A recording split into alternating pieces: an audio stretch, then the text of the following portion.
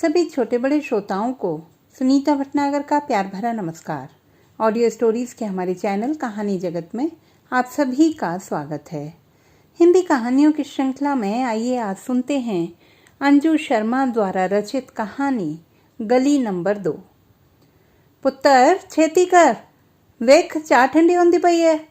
बीजी की तेज आवाज से उसकी तंद्रा भंग हुई। रंग में ब्रश डुबोते हाथ थम गए। पिछले 1 घंटे में यह पहला मौका था जब भूपी ने मूर्ति, रंग और ब्रश के अलावा कहीं नजर डाली थी। चाय सचमुच ठंडी हो चली थी। उसने एक सांस में चाय गले से नीचे उतारते हुए मूर्तियों पर एक भरपूर नजर डाली। दिवाली से पहले उसे 3 ऑर्डर पूरे करने थे। लक्ष्मी गणेश की मूर्तियों से घिरा भूपी दूर बिजली के तार पर अटखेलियां करते पक्षियों को देखने लगा। हमेशा की तरह आज भी एक आवारा सा ख्याल सोच के वृक्ष की फुनगी पर पैर जमाने लगा। आखिरकार ये पक्षी इतनी ऊंचाई पर क्यों बैठे रहते हैं? ऊंचाई दुनिया का सबसे मनहूस शब्द था और ऊंचाइयां उसे हमेशा डर की एक ऐसी परछाई में ला खड़ा करती थी जिसके आगे उसका व्यक्तित्व छोटा, बहुत छोटा हो जाता था। दूर आसमान में सिंदूरी रंग फैलने लगा था जिसकी रंगत धीरे धीरे भूपी के रंगीन हाथों सी होती चली गई। रंगों का चितेरा भूपी उर्फ भूपिंदर जसी मासी का छोटा बेटा है और हमारी इस कहानी का नायक भी है। यूं कहने के लिए उसमें नायक जैसी कोई विशेषता नहीं थी कि जिसे रेखांकित किया जाए। अगर सिर्फ उसकी दुनिया ही हमारी कहानी का दायरा हो तो इस खामोश कहानी में न कोई आवाज होगी और न ही संवादों के लिए कोई गुंजाइश रहेगी।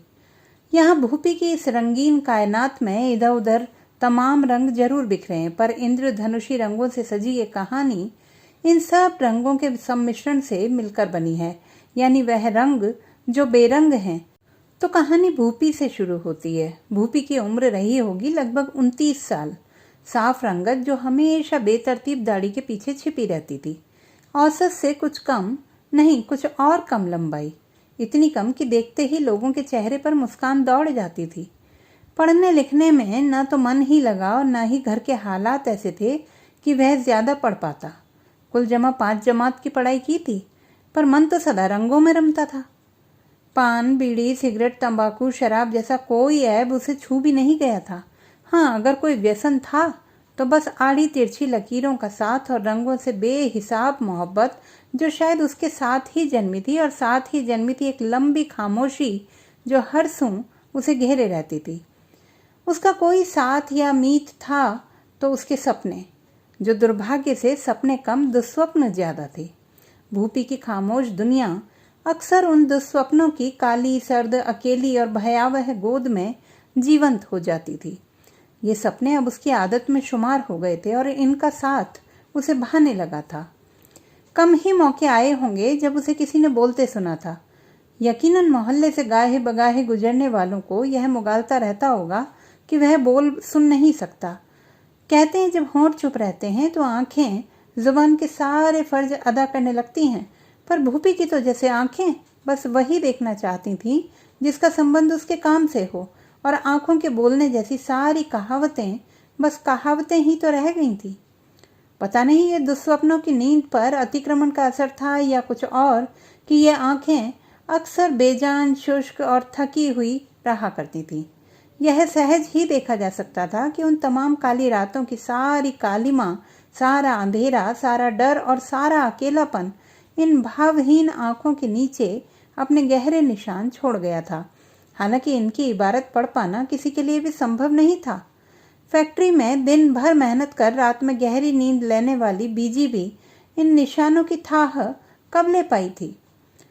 जस्सो मौसी उर्फ बीजी उर्फ जसवंत कौर एक नेक, मिलनसार और खुश मिजाज औरत थी जो ज्यादा सोचने में यकीन नहीं रखती थी, या उन्हीं के शब्दों में कह लीजिए जिंदड़ी ने मौका ही कदों दिता। गेहुआ रंग, छोटा कद, स्थूल शरीर, खिचड़ी बाल और कनपटी पर किसी हल्के से रंग की चुन्नी के बाहर मैं भी हूं अंदाज में झूलती एक सफेद लट, चौड़े पांचे वाली सलवार कमीज और चेहरे पर मुस्कान। मुल्क के बंटवारे ने सब लील लिया था। बंटवारे के दंश को सीने में छुपाए काफी अरसा हुआ तरुणाई की उम्र में पति के साथ पंजाब से यहाँ आकर बसी थी। जाने वो दिल था, जान थी या जिगर था जो वहां छूट गया था। लोग कहते हैं वो अब पाकिस्तान था। बहुत समय लगा ये मानने में कि वो मुल्क अब गैर है, कि अब वो हमारा नहीं रहा, कि उसे अब अपना कहना खाम ख्याली है। और देखिए ना, उनकी उजड़ी गृहस्थी और टूटे दिल को उस दिल्ली में ठिकाना मिला जो खुद भी न जाने कितनी बार उजड़ी और बसी थी। पर दिल्ली जब हर बार उजड़ कर बस गई तो जस्सो मसीह की नई नई गृहस्थी भला कब तक उजड़ने का दर्द संजोती रहती। दिल्ली ने ही उनकी तरुणाई की वे जाग जाग कर काटी रातें देखी थी, तिनके तिनके जोड़कर जमाया घोंसला देखा था, और दिल्ली ही असमय पति के बीमार हो जाने पर 2 बच्चों के साथ हालात की चक्की में पिसती उस जूझती फिर भी सदा मुस्कुराती माँ के संघर्षों की मौन साक्षी बनी। इन मुश्किलों ने उन्हें जुझारू तो बना ही दिया था, साथ ही वे छोटी छोटी बातों को दिल से लगाने को फिजूल मानने लगी थी। यूं भी जिंदगी ने उन्हें सिखाया था कि जब मुश्किलें कम ना हों तो उनसे दोस्ती कर ली जाए, उन्हें गले लगा लिया जाए।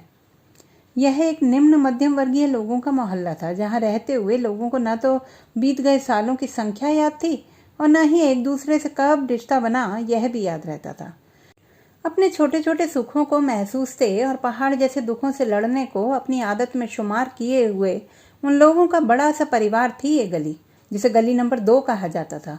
इन लोगों ने धर्म, जाति और क्षेत्रीयता जैसे तमाम आग्रहों से ऊपर उठकर एक नए पंथ की अघोषित मौन स्थापना कर दी थी, जिसे भाईचारा कहा जाता था, जो खून के रिश्तों से कहीं ऊपर था।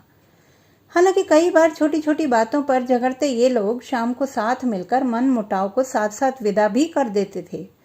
तो जस्सो मासी, जी हाँ, लोग उन्हें इसी नाम से पुकारा करते थे। यूं तो कहने को 2 बेटों वाली थीं, पर बड़ा बेटा करमजीत उर्फ काके, बेटा कम, अपने पूर्व जन्म के कुकर्मों का फल ज्यादा लगता था उन्हें। पिता की बीमारी और घर में कामकाजी माँ की गैर मौजूदगी ने जहाँ छोटे को चुप्पा बना दिया था, बड़ा निकम्मा और नाकारा निकला। हालांकि कहने के लिए किराए का ऑटो चलाया करता था। शराबी कबाबी ऊपर से एक दिन एक एंग्लो इंडियन लड़की को घर ले आया। कहने लगा, बीजी बहू है तुम्हारी, इसके साथ कोर्ट मैरिज की है। अब आप जानो, जस्सो मासी तो जस्सो मासी ठहरी। फौरन उसे दरवाजा दिखाकर कहा, फिट्टे मुंह तेरा, जितों लाया है ओते ही छड़ के आओ माए। 3 दिन के भीतर मोहल्ले वालों को और इक्का दुक्का नाते रिश्तेदारों को इकट्ठा कर फेरे डालकर बहू को घर ले आई। ढोल बजा तो पूरे मोहल्ले से ज्यादा जस्सो मासी नाची थी। दबी जुबान में बहू के धर्म पर छीटाकशी करने वालों की कमी नहीं थी, पर जस्सो मासी ने यह कहकर सबका मुंह बंद कर दिया कि औरत की भला क्या जात और क्या धर्म, पानी जिस भांडे में गया वैसा ही हो गया। लोटे विच पाओ तो लोटे वर्गा और थाली विच पाओ तो थाली वर्गा। तो ग्लेडिस अब लक्ष्मी हो गई थी, और गली नंबर 2 का तो क्या कहना। कुछ दिनों की कानाफूसी के बाद वही लक्ष्मी सबकी लाडली बहू थी, और सुबह दिन निकलते ही पैरी पहना चाची जी, पैरी पहना मासी जी करते हुए उसकी कमर दोहरी हो जाती थी। यूं 4 दिन तो मजे में कटे, फिर चंद दिनों में ही शाम को डगमगाते कदमों से लौटते पति की खस्ता हालत, कपड़ों से आती असहनीय दुर्गंध और खाली जेब ने कुल मिलाकर जो तस्वीर खींची थी, उसमें लक्ष्मी को भविष्य पर छाई अंधकार की छाया साफ दिखाई पड़ती थी, और ये भी कि अब तो बस सास के सहारे दिन कटेंगे या खुद ही कमा खा कर गुजर होगी। मायके में चर्च जाकर जी भर कर रोई, पर कहीं कोई रास्ता न था। खुदा उसका नसीब लिखते हुए सारी स्याही खो बैठा था, बस दूर तक काला रंग बिखरा नजर आता था। हरे, पीले, लाल, नीले, बैंगनी, नारंगी, दुनिया की भागदौड़ और चकाचौंध से दूर भागते भूपी को रंगों में निजात मिलती थी। ये और बात है कि उसके मन में दुनिया को लेकर जो भी तस्वीर बनती थी वो बहुत बेरंग थी। अपने कद को लेकर कोई ग्रंथि पाली हुई थी उसने, या फिर ऊंचाई से उसका डर इसका कारण था। भूपी अक्सर ऊंची ऊंची लंबी आकृतियों से मुंह फेर लिया करता था। उसके अवचेतन में सदा एक लंबा ऊंचा ठूठ सा वृक्ष विद्यमान रहता था, जो मन को कभी हरा भरा होने ही नहीं देता था। ऐसा नहीं था कि उसने कोशिश नहीं की, पर उसकी तमाम कमजोर कोशिशें उस ठूठ की ऊंचाई के सामने हार मानकर दम तोड़ गईं।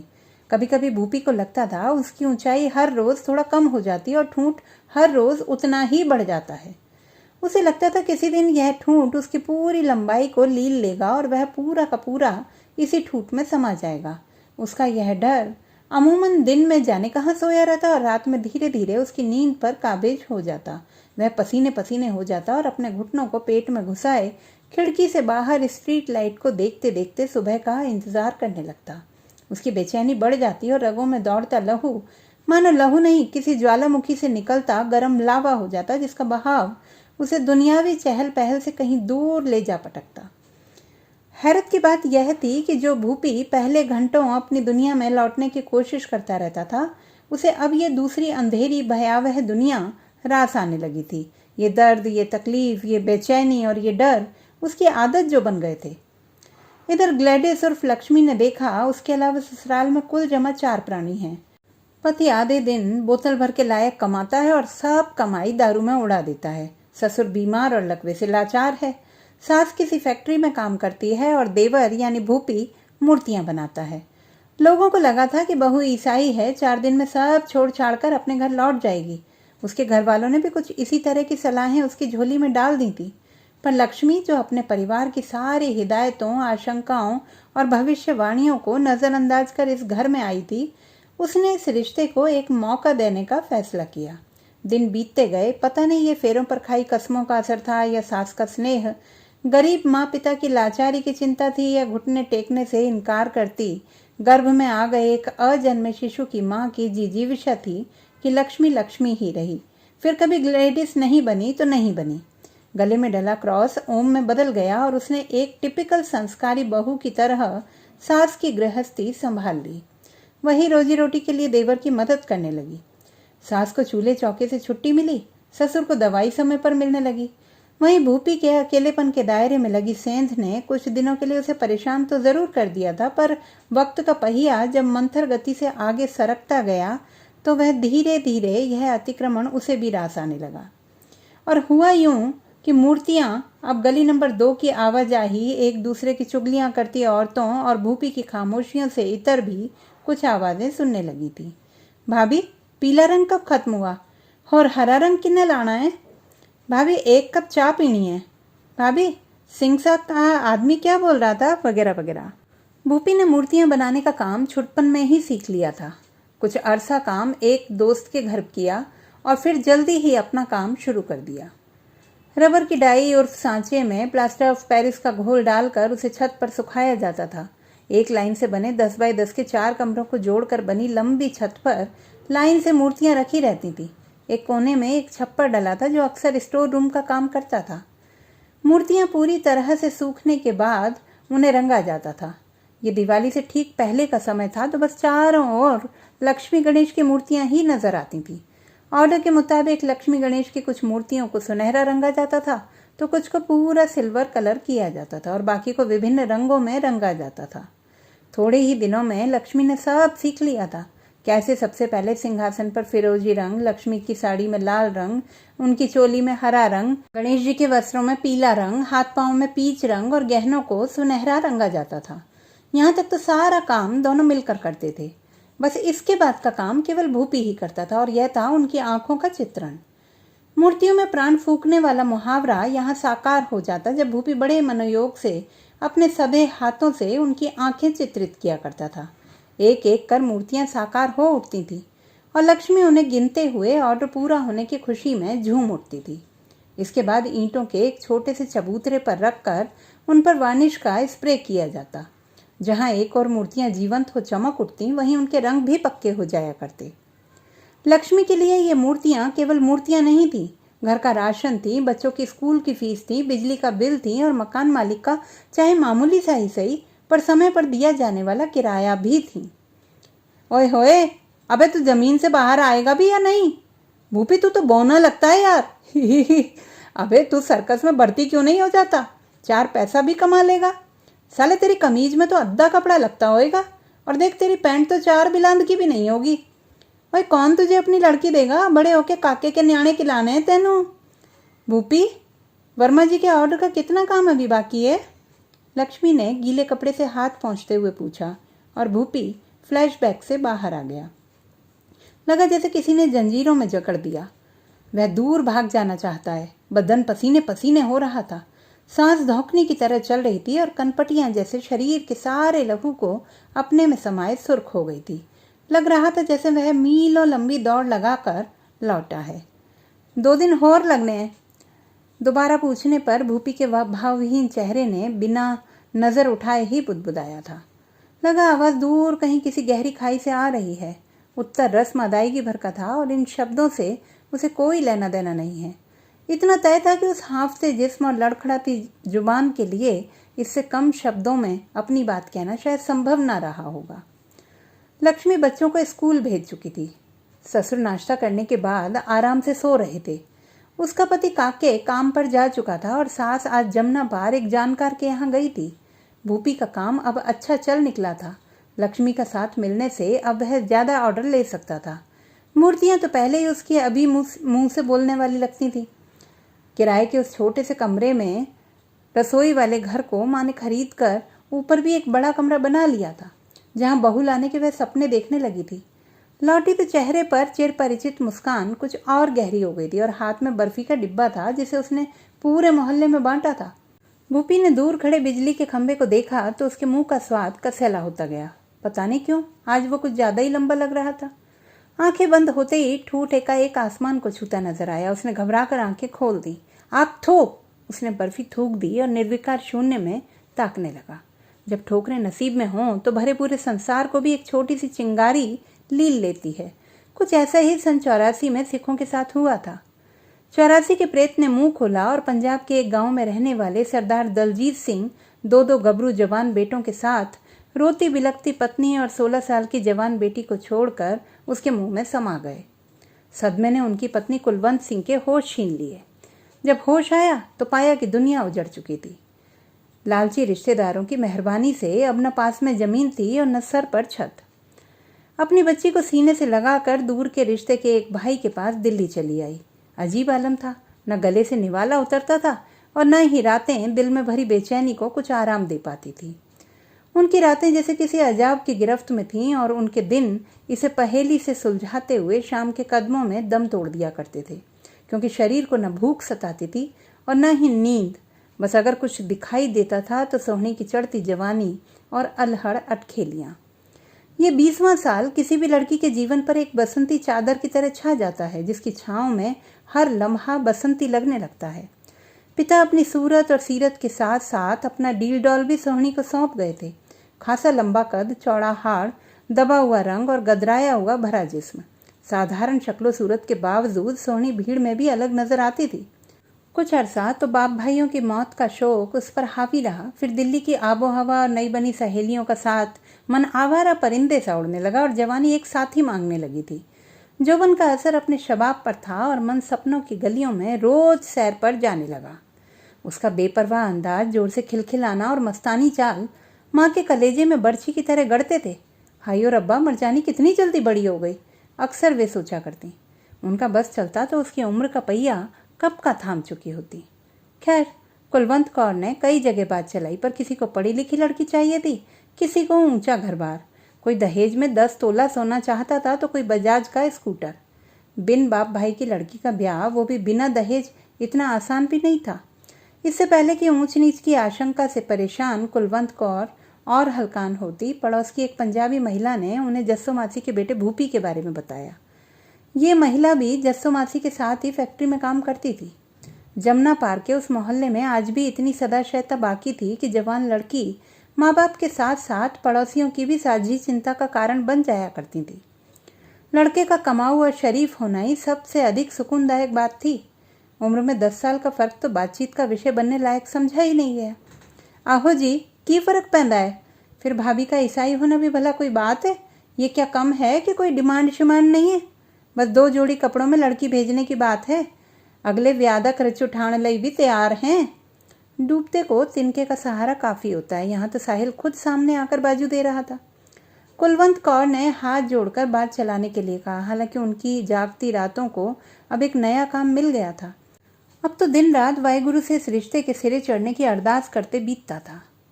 ऐसा नहीं था कि सोनी को माँ की इस हालत का अंदाजा नहीं था। वो खुद दुआ करने लगी थी कि माँ की खोई नींदें उसे वापस मिल जाएं। अमावस की रात अधिक काली हो जाती है अगर मन का अंधेरा बढ़ जाए। लगातार 14 दिन ड्यूटी देने से थके उगताए चांद ने उस रात विश्राम के लिए बादलों की चादर ओढ़ ली और सोने चला, ये सोचकर कि कल फिर से उगेगा, नई उम्मीद और नए रूप के साथ। अंधेरे के लबादे ने आहिस्ता आहिस्ता गली नंबर 2 को भी अपने साये में ले लेने के लिए कदम बढ़ाया था, पर स्ट्रीट लाइट ने उसके मंसूबों पर पानी फेर दिया। उस रात जस्सो मासी अपने कुछ परिचितों के घर कार्ड बांटने गई हुई थी। लौटने में देर होने पर शायद वहीं रुक गई होंगी। बड़े की शादी इतनी जल्दबाजी में हुई थी कि इस बार मौसी कोई कोर कसर नहीं छोड़ना चाहती थी। भूपी ने कुछ साल पहले मनोयोग से एक मूर्ति बनाई थी। एक लड़की की वह सुंदर मूर्ति इतनी दिलकश लगती थी कि मासी ने उसे कमरे के कोने में रख छोड़ा था। भूपी ने उसे मनचाहे रंगों से, सुंदर कपड़े और गहनों से सजाया था। उसकी देह यष्टि इतनी चित्ताकर्षक थी कि अक्सर देखने वालों का ध्यान खींच लेती थी। भूपी ने एकटक उस मूर्ति को निहारते हुए अपनी आंखें बंद की और बिस्तर पर लेट गया। रात के गहराने के साथ नींद भी गहराने लगी थी। देर रात अचानक भूपी को लगा मूर्ति नहीं, जीती जागती एक लड़की है जो धीमे धीमे मुस्कुरा रही है। उसकी आंखें इतनी सम्मोहक हैं कि उसके आकर्षण से बचने के लिए किसी प्रयास के करीब आ जाने का कोई चांस नहीं है। अमावस की उस काली रात में भी पूरा कमरा एक अनोखी रोशनी और खुशबू से सरोबार है। भूपी उठा और उसकी ओर बढ़ने लगा। मात्र 3 कदम के बाद वह उसके सामने था। करीब, बेहद करीब। उसके होंठों पर गहरी मुस्कान थी और उसकी सांसें अब भूपी की सांसों में एकाकार हो रही थी। भूपी ने महसूस किया खून की गर्मी उसके पूरे जिस्म को गरमा रही थी। जिस्म जैसे आग की भट्टी की तरह तप रहा था। सम्मोहन से खींचे आए भूपी ने उसे अपनी बाहों में भरना चाहा। उसके तपते होंठ अभी उन सुर्ख मदमाते होंठों की ओर बढ़े ही थे, पर यह क्या, एकाएक मूर्ति का कद बढ़ने लगा। ऊंचा ऊंचा और इतना ऊंचा कि काफी ऊंची बनी उस कमरे की छत को छूने लगा। फिर जाने छत कहाँ गायब हो गई और औरत की लंबाई बढ़ती रही। उसकी मुस्कान अब विद्रूप हो गई, मानो बाहें फैलाए खड़े भूपी का मजाक उड़ा रही हो। मुस्कान अब ठहाकों में बदल गई और भूपी जैसे जड़ हो गया। वह न तो हिल पा रहा था और न ही बोल पा रहा था। उसे लग रहा था वह बौना और ज्यादा बौना होता जा रहा है। फिर अचानक अट्टहास करती वह मूर्ति ठूंठ में बदलने लगी। वही लंबा, निर्जीव और अकेला डरावना ठूंठ। तभी मुर्गे की बांग ने स्याही चूस की तरह उसकी नींद का सारा कालापन सोख लिया और भूपी इस दुनिया में वापस लौट आया था। बाहर अब भी स्ट्रीट लाइट की रोशनी थी। भूपी बिस्तर पर सिमटा हुआ था। उसका वजूद एक सूखे पत्ते की मानिंद कांप रहा था। सांसें फिर धौंकने की तरह चल रही थी। कोई देखता तो हल्के सर्द मौसम के बावजूद उसके चेहरे पर पसीने का असर साफ नजर आता। बमुश्किल भूपी देख पाया कि मूर्ति अब भी पहले की तरह वहीं कोने में चुपचाप खड़ी थी, शांत और बेजान। साली जुबान चलाती है, एक शब्द और निकाला तो जुबान खींच लूंगा। तेरे बाप की नहीं पीता हूं, अपनी कमाई से पीता हूं। लक्ष्मी दरवाजे पर बुद्ध बनी खड़ी थी। घर की इज्जत सरेआम रुसवा हो रही थी और थर थर दोनों बच्चे उसकी ओट में खड़े गली में हो रहे तमाशा देख रहे थे। शराब इंसान को कितना गिरा देती है। यह वह अग्नि है जिसमें प्यार, मोहब्बत, रिश्ते, नाते क्या घर के घर होम हो जाते हैं। काके शराब पीता था और शराब बदले में उस घर का चैन, सुकून, इज्जत और नेक नामी जाने क्या क्या पी रही थी। काके रात भर हवालात की हवा खाकर आया है। एक दिन बीजी घर से बाहर रही और उसे चलित्र करने का मौका मिल गया।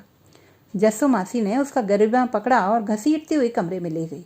हवालात से आने के बाद भी उसने चढ़ा ली थी और अब न उसे बीजी का परेशान चेहरा नजर आता था, न लक्ष्मी की लाल सूजी आंखें नजर आती थी। जिसे अरमानों से ब्याह कर लाया था, उसके चेहरे पर पुती शमशान सी कालिक धीरे धीरे उसकी जिंदगी में उतर आई थी और वो था कि शराब के कतरों में अपनी बिखरी जिंदगी की किरचें चुन रहा था। दिन भर बेहोश पड़ा रहा।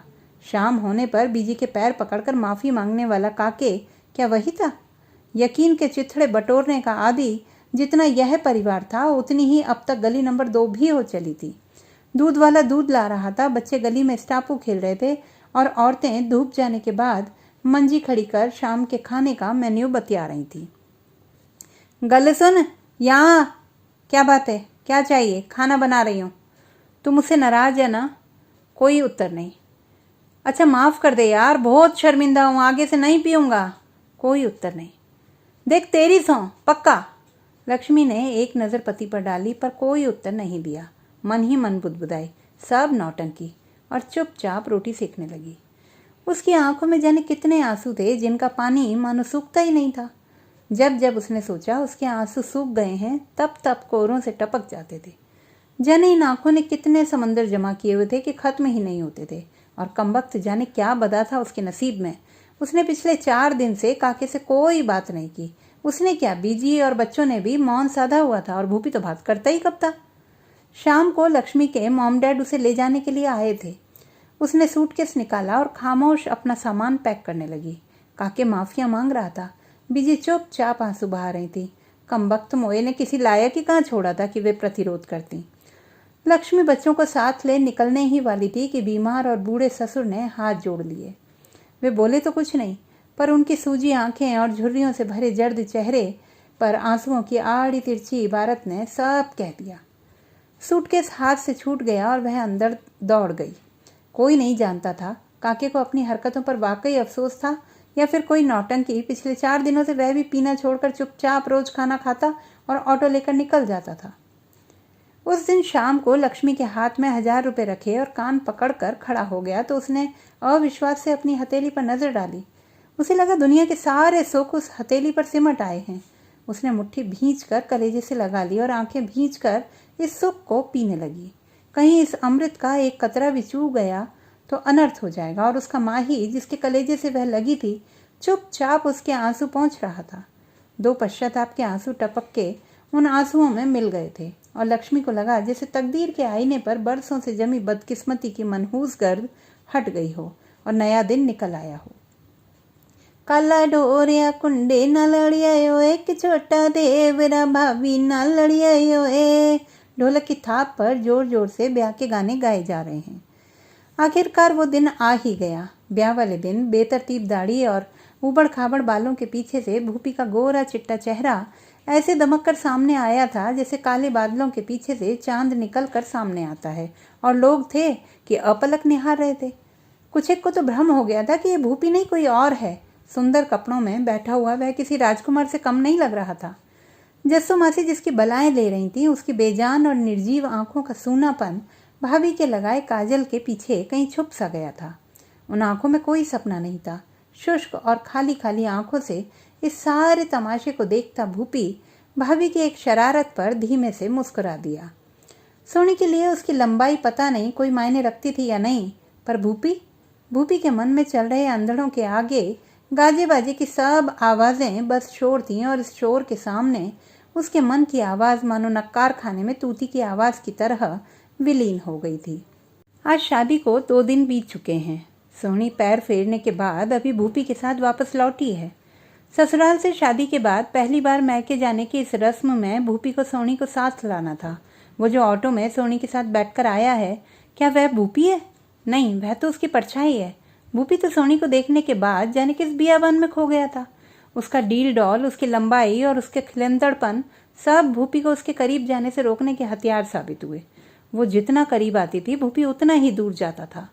उसे लगता था सोनी उसे दूर, बहुत दूर, इतनी ऊंचाई पर खड़ी है जहां पहुंचने के लिए अगर वह अपने सारे अरमानों, सारी ख्वाहिशों, सारी तमन्नाओं को सीढ़ी में बदल दे तो भी उसे छू नहीं पाएगा। पर 100% का सवाल यह था, क्या भूपी वह सीढ़ी बनाने का ख्वाहिशमंद था या अपने ही अंतर्मन के अंधेरों से जूझता भूपी आज किसी की ख्वाहिश या आरजू करने की हिम्मत ही नहीं जुटाना चाहता था। यूं भी चाहतों को राहों या राहत तक पहुंचने के लिए जिस जज्बे की, जिस इच्छा शक्ति की दरकार थी, वह भूपी के जीवन में नदारद है। उसे जीतने से पहले ही अपने हथियार नियति को सौंप दिए थे उसने और चुपचाप नसीब के भंवर में खामोश बहता रहा था। चारों ओर गहरा अंधेरा है। भूपी एक रेगिस्तान में अकेला खड़ा है। दूर दूर जहां तक नजर जाती है उसके मन और जीवन में मौजूद जाने पहचाने अकेलेपन का साम्राज्य है, चुप्पी का शासन है और खामोशी की सल्तनत है। इस रेगिस्तान की दहक और नीरवता क्या उसके मन की तपन से कहीं ज्यादा थी? उन कटीली झाड़ियों में ज्यादा कांटे और चुभन हैं या फिर उसकी अंतरात्मा को छलनी कर देने वाले शूलों के घाव ज्यादा हैं? एकाएक रेतीली आंधियों ने उसे घेर लिया। भूपी को दूर दूर तक कुछ नजर नहीं आ रहा है। एक काला साया उसके करीब नमूदार हुआ और उसे जकड़ने लगा। भूपी घबराकर उस साये से खुद को छुड़ाना चाहता है। वह लगभग जाम हो चुके हाथ पांवों को झटकना चाहता है, पर बेबस है, लाचार है। वह अपनी सारी ताकत को इकट्ठा कर पूरा जोर लगाता है और साये की गिरफ्त से खुद को छुड़ा लेता है। आह!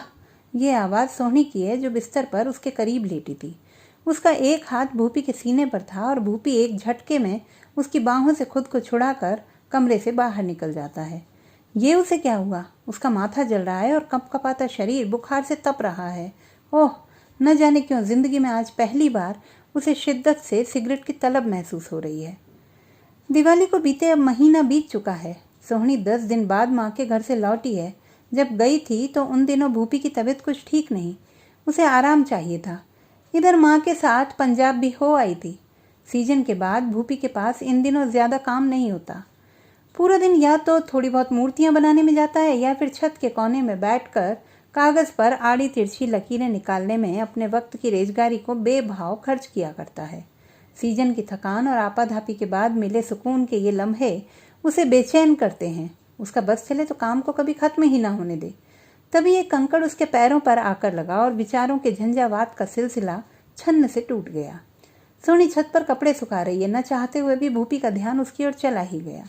गुलाबी पंजाबी सूट और पटियाला सलवार में कसा उसका गदराया जिस्म, चोटी में बंधे लंबे काले बालों के नीचे झूलता सुनहरी परांदा, हाथों में चमकते चूड़े का लश्कारा। भूपी का दिल चाहा उसे ताउम्र निहारता रहे, पर एकाएक उसकी नजरें सोहनी से मिली और वह देखते ही फिक्क से हंस पड़ी। भूपी चुपचाप सिर झुकाकर पेंसिल से खेलने लगा। भूपी की चुप्पी और सोहनी की शरारतें, कभी कभी लगता है दो विपरीत प्रकृति वाले लोगों के बीच का धनात्मक और ऋणात्मक फर्क उन्हें बार बार करीब खींचता है। दोनों ही अपने अंदर भावनाओं का अथाह समुद्र लिए होते हैं, जो ऊपर से तो शांत दिखाई देता है लेकिन हलचल होने पर किसी सुनामी से कमतर नहीं होता है। सोहनी की पायल की छम छम, चूड़े की खनखनाहट और उसकी मदहोश हंसी होना तो यह था कि भूपी इस सुनामी में खामोश बह जाता, पर सोहनी अक्सर उसे किनारे पर शांत उदासीन खड़े देखती।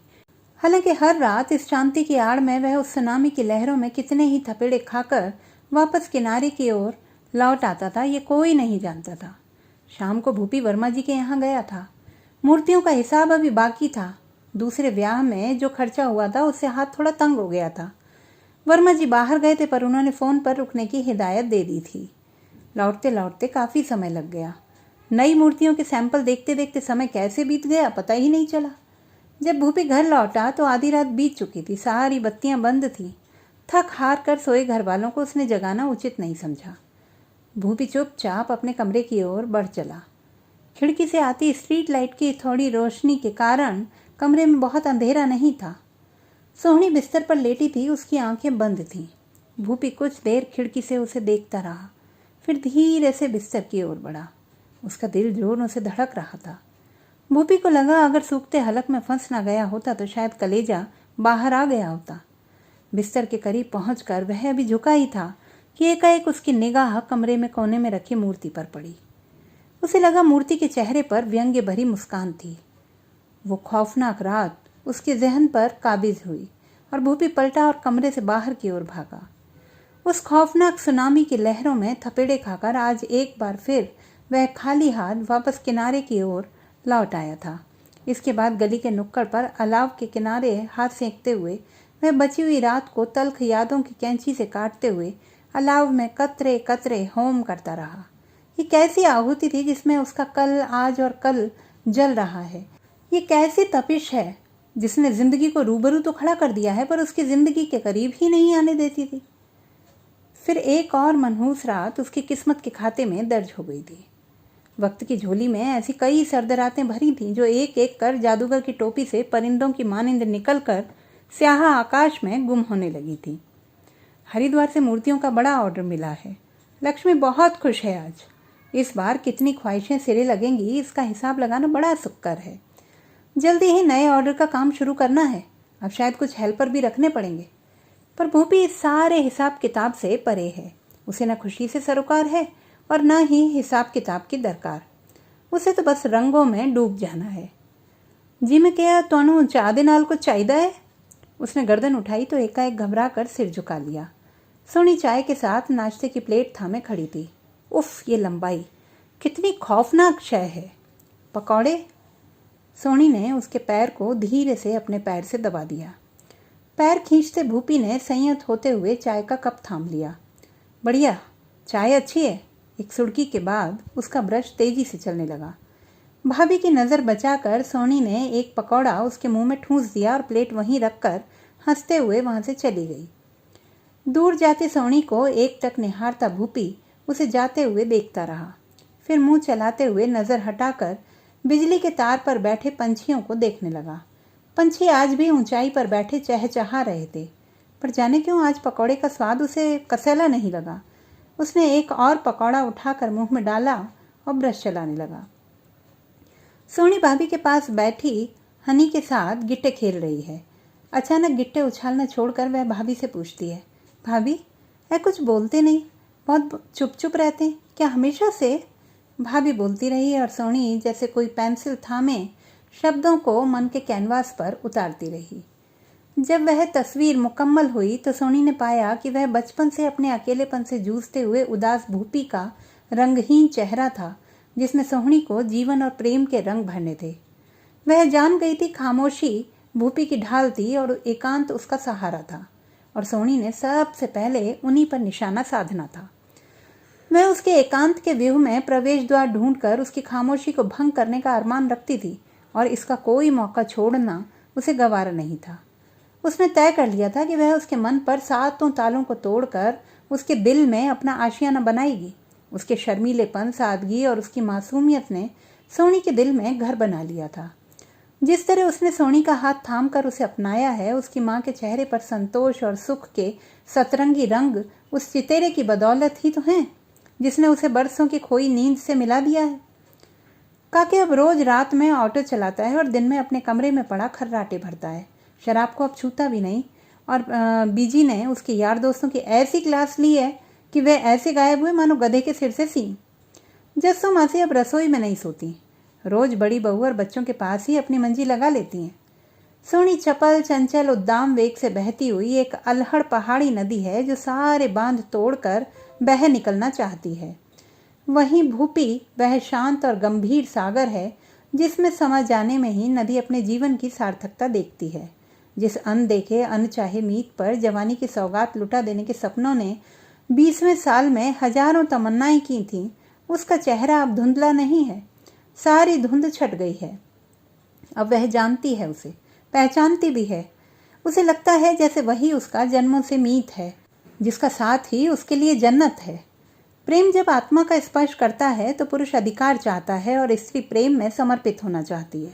सोहनी अपनी मोहब्बत के लिबास पर चाहतों के सल में सितारे टांगना चाहती है, आग के दरिया में डूबकर पार होना चाहती है। अपनी मोहब्बत के साए में सुकून से जिंदगी बिताने का अरमान ही उसकी आरजू था, और यही उसका ख्वाब भी बन गया था।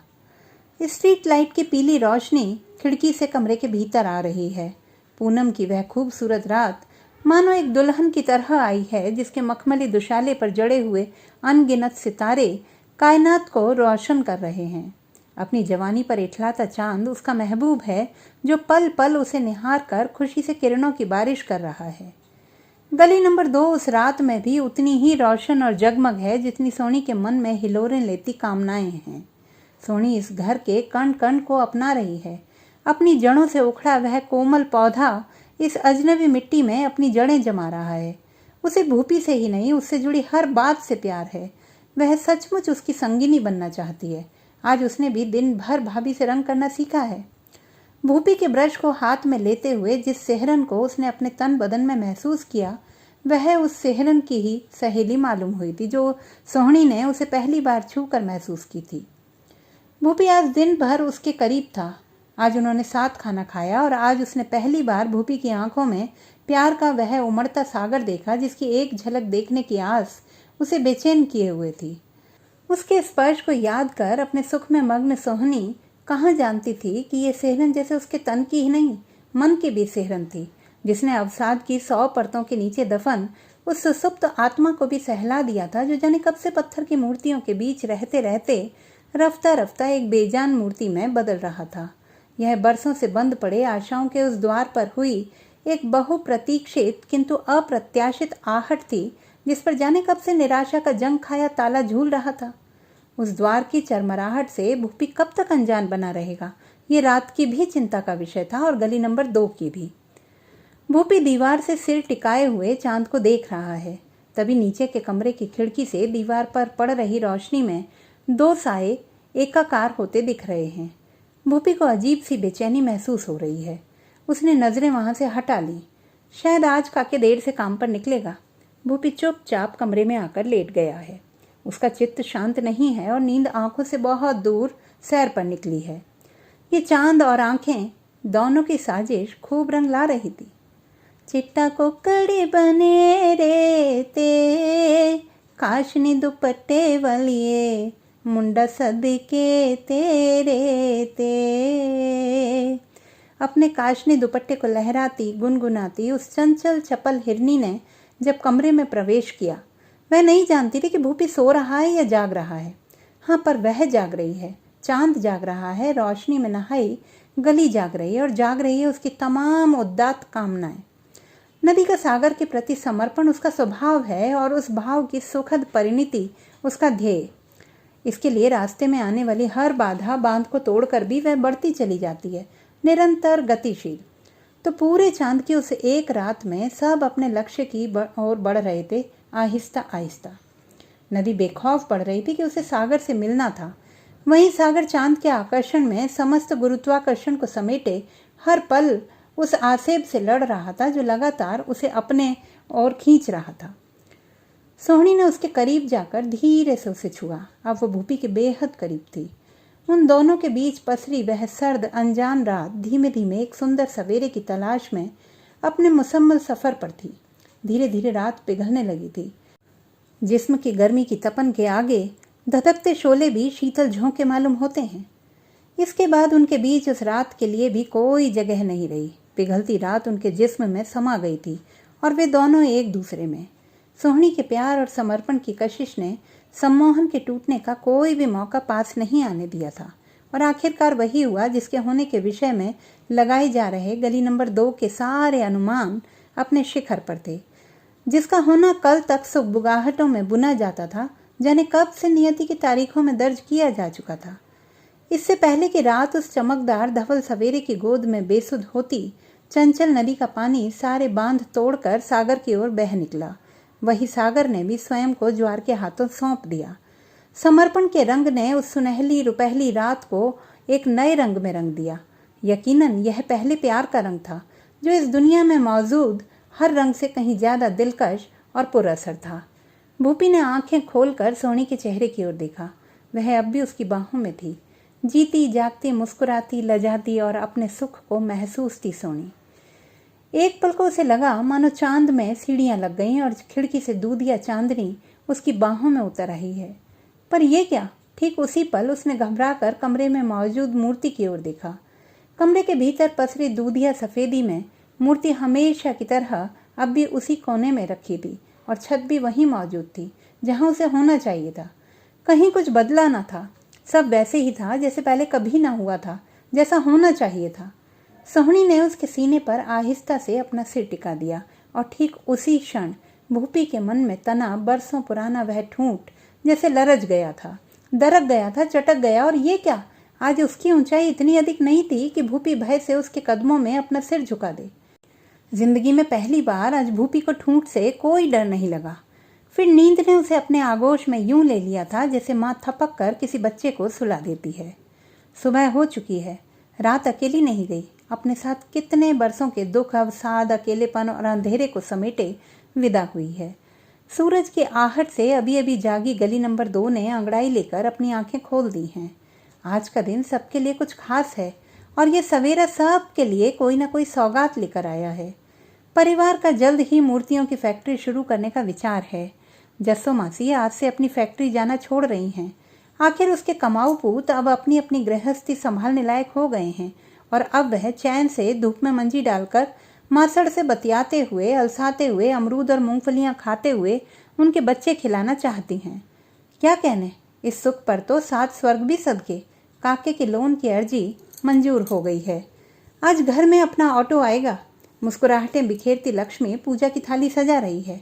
खिड़की के बाहर सोहनी तुलसी को पानी दे रही है। हर बूंद के साथ रिस रहा है भूपी के मन का डर।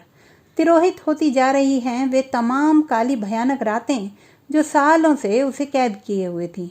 एकाएक उसे महसूस हुआ कि रफ्ता रफ्ता अपनी ऊंचाई खो चुका वह ठूंठ पिघल रहा है।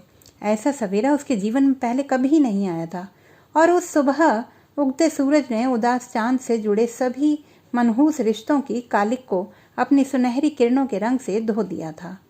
भूपी ने आंखें बंद की तो पाया ठूठ नहीं, उसकी जगह लहराता हुआ एक हरा पौधा है जिसकी नन्ही नन्ही कई कोपलें उग आई हैं। नन्ही नन्ही कोपलें, हरी हरी कोपलें, उसके और सोहनी के अरमानों से सजी कोपलें। सचमुच उन सब के जीवन में सुबह हो चुकी है। तो दोस्तों, ये थी हमारी आज की कहानी। आपको कैसी लगी कमेंट बॉक्स में लिखना ना भूलें। चैनल को सब्सक्राइब करें, लाइक करें और मित्रों के साथ शेयर करें।